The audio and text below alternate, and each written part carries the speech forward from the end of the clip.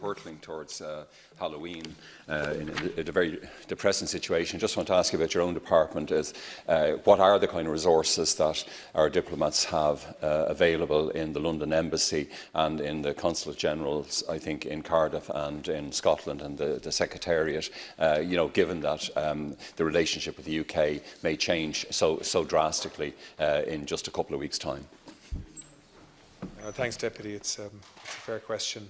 Managing Brexit negotiations and preparation has been a key priority of the work of my department in recent years for obvious reasons, both at headquarters and overseas, including, of course, in the UK. Since 2016, additional staff have been assigned to the key divisions at headquarters with responsibility for Brexit matters, including EU division and IUCA division.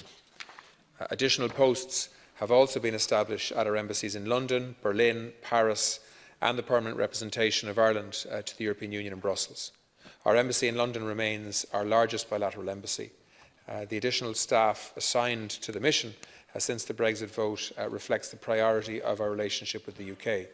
The resources will remain under close review and will be adjusted as required.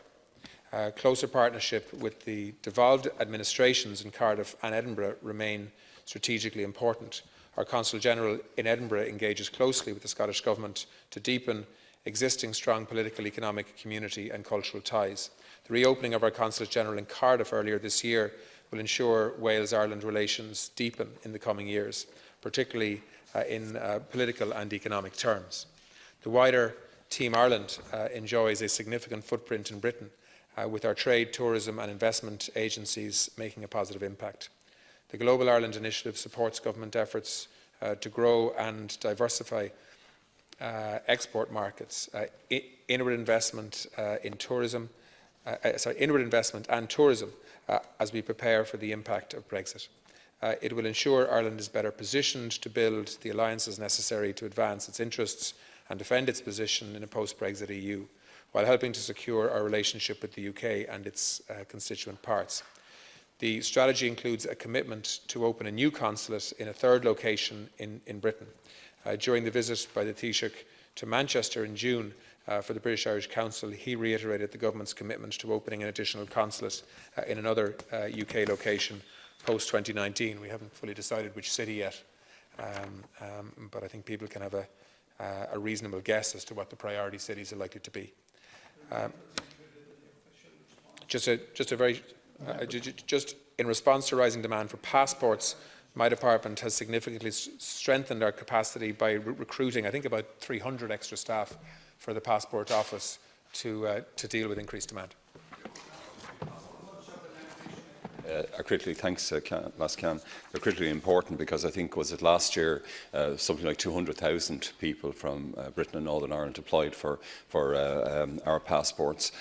So that's clearly critical. But do you envisage, Minister, that, I mean, we will have staff on the ground at ports to assist our trade through the land bridge, if necessary, and you refer to Team Ireland and obviously Enterprise Ireland, IDA and so on and so forth.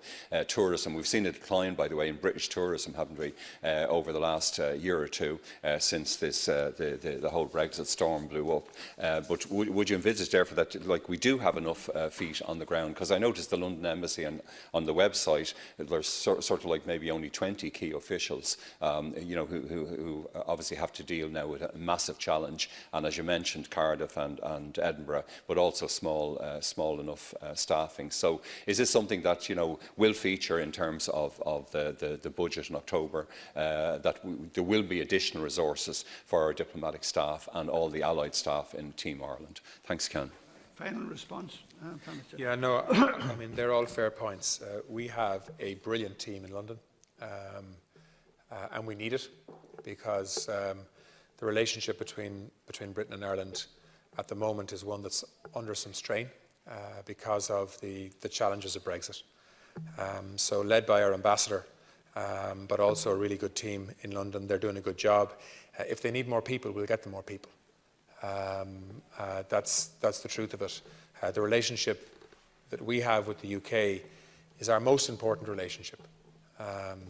And so that is why Cardiff has reopened. That's why we'll be opening another consulate in an English city to complement what we're doing in London and Edinburgh.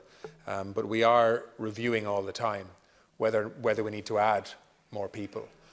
Just like we've done in Paris and Berlin, where we've added in Berlin, for example, an arts officer, because we think there's a lot of work to do in terms of building connections with Germany around the arts and literature and music and so on. So we're working with other government departments to make sure that our teams are appropriate for the challenges we face.